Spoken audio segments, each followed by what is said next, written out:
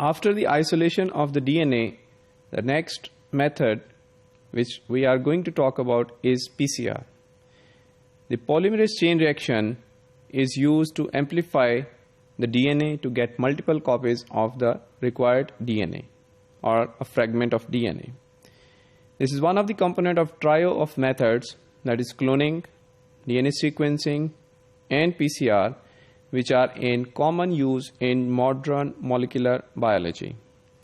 PCR is one of the oldest methods and is the most practiced method in the labs where we work with the DNA.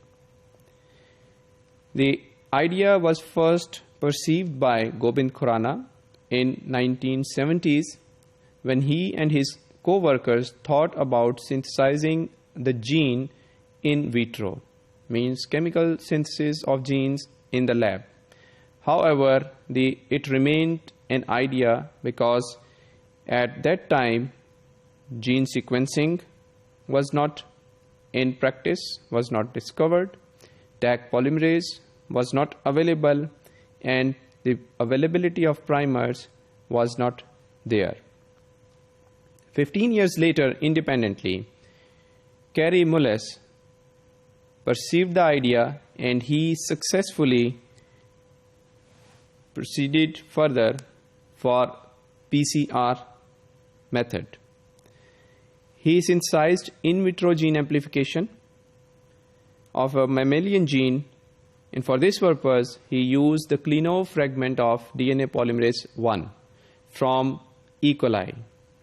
This Klenow fragment has the polymerization ability, however this enzyme has no proof reading ability.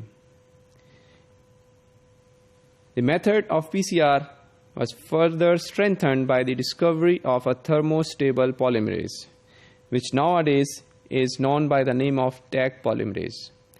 Without the discovery or availability of this enzyme, PCR would have remained a dream, and now after the discovery, it has automated this method and made it most practiced method.